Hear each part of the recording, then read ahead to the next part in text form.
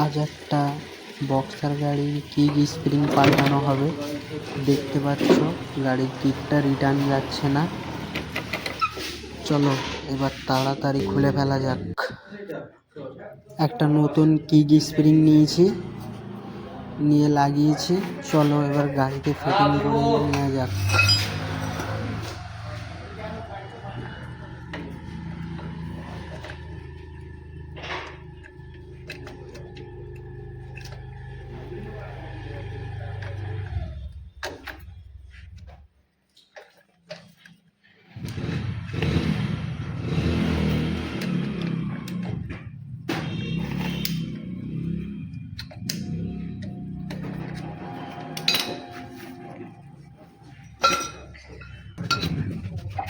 Kick spring পাল্টানো হয়ে গেছে।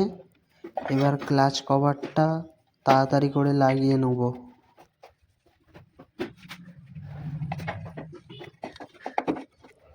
এবার দেখতে পাবে ফাইনাল রেজাল্ট।